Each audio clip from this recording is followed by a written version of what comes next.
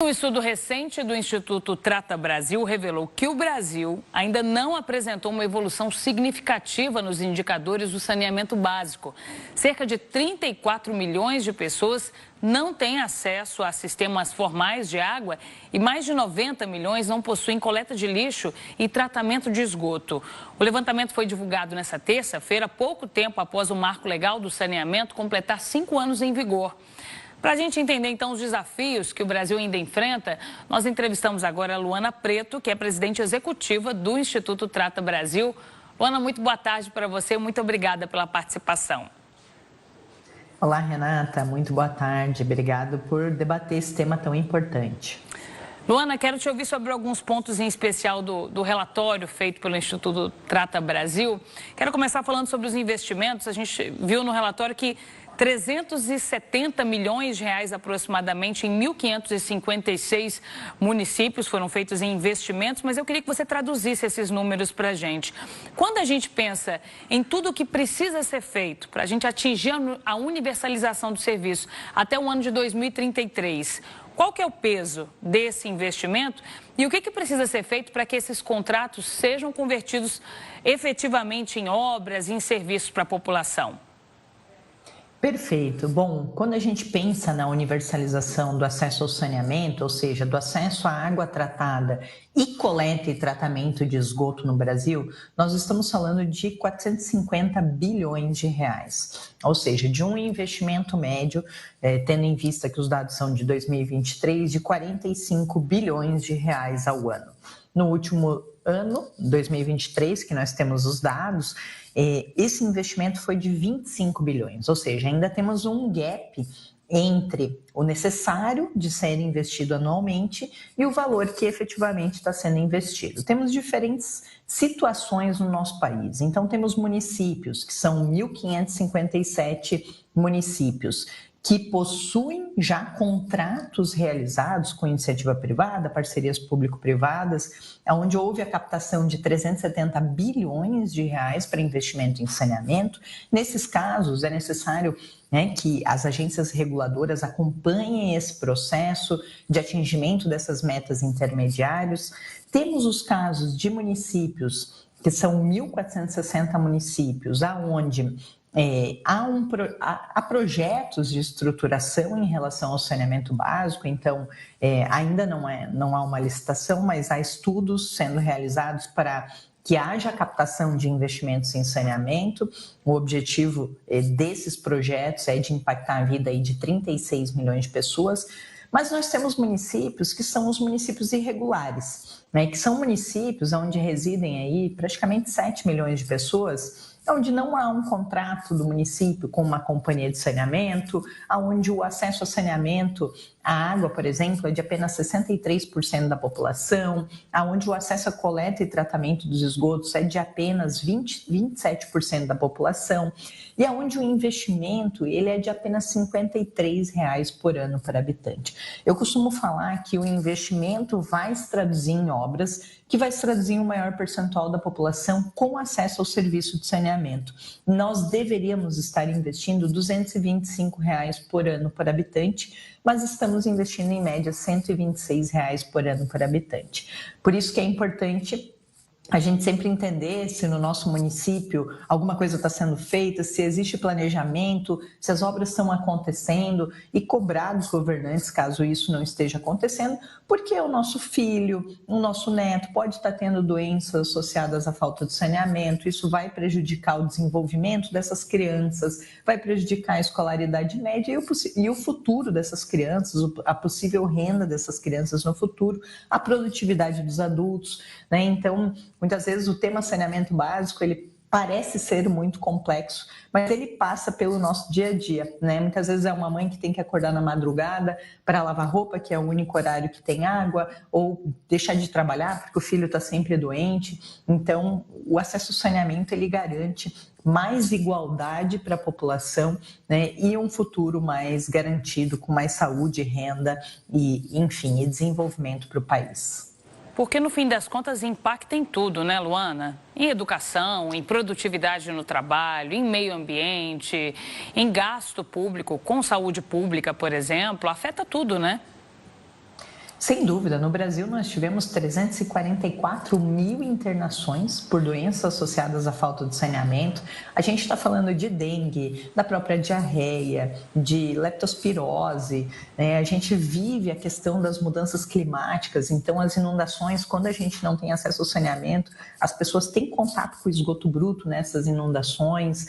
Nós tivemos mais de 11.500 óbitos por doenças relacionadas à falta de saneamento, né? Então, é algo que precisa ser priorizado, tem que se ter um planejamento de curto, médio e longo prazo, né? Os investimentos são muito elevados, mas por isso que cada região precisa pensar num modelo de gestão para que a meta do marco legal de saneamento básico seja cumprida. Até 2033, 99% da população precisa ter acesso à água tratada e 90% da população precisa ter acesso à coleta e tratamento de esgoto. Para isso, é necessário planejamento, investimento e fiscalização. Você relembrou os números aí, Luana. Então, apesar de todos os avanços, a gente tem mais de 34 milhões de brasileiros que não têm acesso à água tratada e mais de 90 milhões que não têm acesso à coleta de esgoto. Onde você acredita que estejam os principais gargalos nesse momento para que a gente consiga, de fato, chegar à universalização do serviço em 2033? E, antes de tudo, inclusive, quero te perguntar se ainda é possível que a gente consiga, caminhando no passo que a gente está caminhando agora, chegar à universalização em 2033. Bom, eu diria que os municípios que já têm investido em saneamento básico, que têm um planejamento desenhado, eles tendem a atingir as metas do Marco Legal de Saneamento. Entretanto, os municípios que ainda não têm o saneamento como prioridade e não têm buscado formas de resolver essa situação, é bastante desafiador atingir as metas até 2033, porque o saneamento é algo que acontece no médio e no longo prazo, né? Ele não pode ser visto como uma política de um governo A, B ou C, e sim como uma política de Estado, como uma política que há um planejamento e todos os governos vão executar, porque isso é a base para o desenvolvimento da população. E aí, falando um pouquinho, né, dos desafios. Bom, nós temos desafios. Primeiro, de se enxergar que o saneamento tem o valor adequado, né? Muitas vezes os governantes se enxergam que obra enterrada não dá voto, que é difícil priorizar o saneamento porque os investimentos são elevados, mas o Marco Legal trouxe várias formas, né, de regionalização, de busca de recursos para isso acontecer.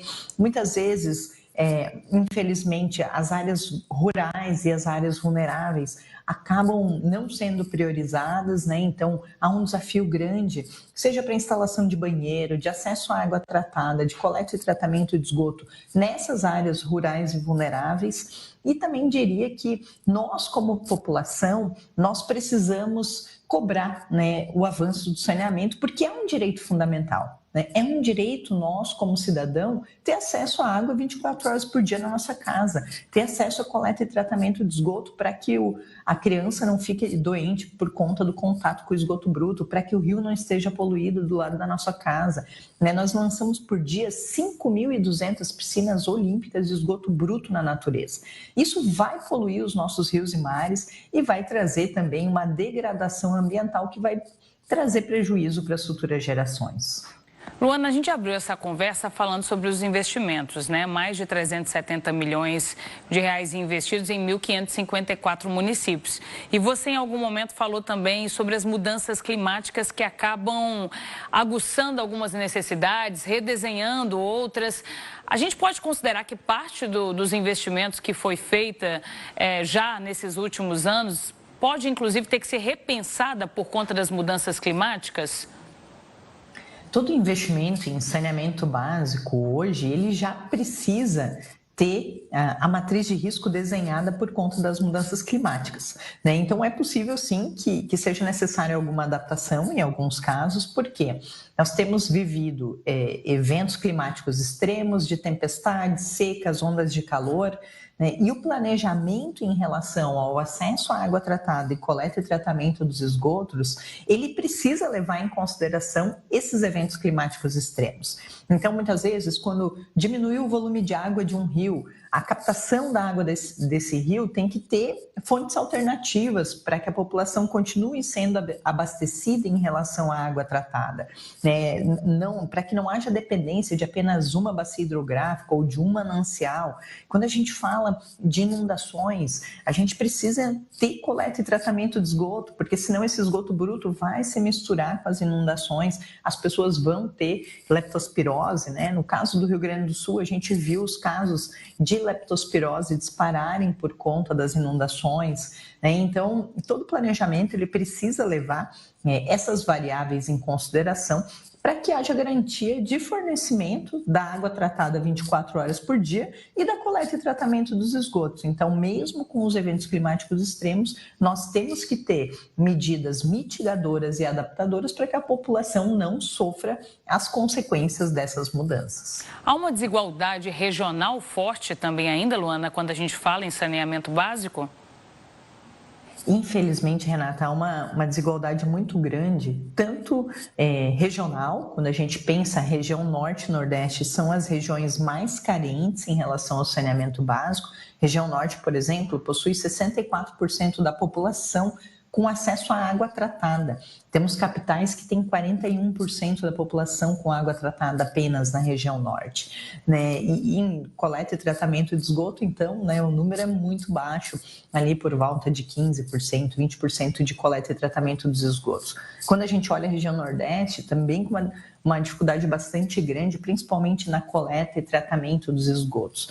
Mas além dessa desigualdade regional do Brasil, quando a gente compara a região sudeste, por exemplo, com norte e nordeste, nós temos uma desigualdade dentro das cidades, né? Mesmo nas cidades, né, de regiões com uma densidade demográfica maior, como, enfim, região sudeste e centro-oeste, nós temos uma diferença muito grande entre as áreas vulneráveis, as favelas, e as áreas rurais, que geralmente acabam ficando fora dos contratos de concessão, né, e muitas vezes não tem a perspectiva de universalização.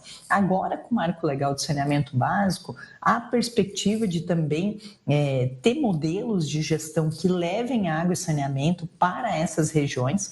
Temos exemplo, por exemplo, da Sabesp, que agora tem essa obrigação, e de outros casos, Piauí, enfim, que tem essa obrigação de levar o saneamento também nas áreas rurais, porque o saneamento precisa ser para todos. Quando a gente tem a meta de 99% da população com acesso à água e 90% de coleta e tratamento de esgoto, a gente precisa pensar que essa universalização ela não pode ter CEP, né? Ela não pode acontecer apenas na região mais habitada, ela não pode acontecer apenas nos grandes centros urbanos, mas sim nas regiões mais remotas e nas regiões também de área vulnerável, que muita gente tem no Brasil.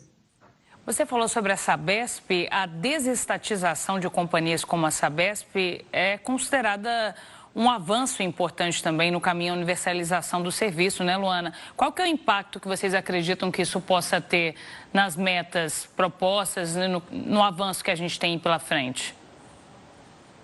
Eu acho que a grande questão são as metas que são estabelecidas em cada contrato, né? Então, por exemplo, no caso da Sabesp, a necessidade de levar água e saneamento para toda a região rural e para toda a região vulnerável, ou seja, a Sabesp, que antes não tinha essas regiões incluídas no seu contrato de concessão, passa a ter a obrigatoriedade de levar água e saneamento nessas localidades e também antecipou as metas de universalização do saneamento para 2029.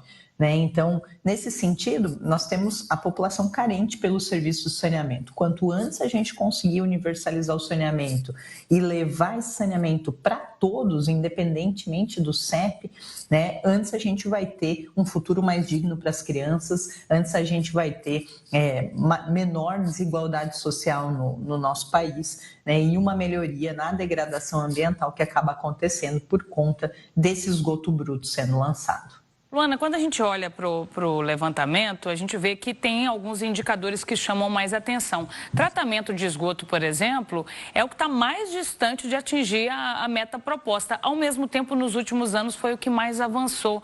A que se deve esse avanço considerável do tratamento de esgoto e o que é possível fazer para que ele evolua ainda mais, para ficar pelo menos menos distante da meta proposta? Bom, o tratamento de esgoto, que hoje é de 51,8% no nosso país, ele ainda é bastante baixo, né? Se a gente pensar que nós lançamos por dia mais de 5.200 piscinas olímpicas de esgoto bruto na natureza, isso demonstra o tamanho do potencial que nós temos, né, de não degradação ambiental. Quando a gente coletar e tratar esse esgoto bruto, a gente deixa de poluir os nossos rios e mares. Historicamente, tratar o esgoto é muito mais... não muito mais difícil, mas é bastante complexo do ponto de vista operacional, né? Porque são necessárias a construção das estações de tratamento de esgoto, é necessário o licenciamento ambiental dessas estações para que o efluente que saia após o tratamento, ele atenda os parâmetros do órgão ambiental na hora de se ter o lançamento desse efluente tratado. Então, tudo isso, e o investimento também nas estações é bastante elevado para a construção de uma estação. Tudo isso acaba fazendo com que a execução dessas estações acabe acontecendo de maneira mais lenta do que a própria rede. Mas isso não deveria acontecer, né? Nós deveríamos ter o avanço da rede, né, de coleta de esgoto junto com o avanço da construção das estações. E essa é uma das premissas do Marco Legal do Saneamento, né, de que haja coleta e tratamento. Só a coleta a gente só vai afastar o esgoto da população, mas a gente continua degradando o meio ambiente. Por isso que é necessário o tratamento, para que não haja contaminação dos rios e do Brasil de uma maneira geral.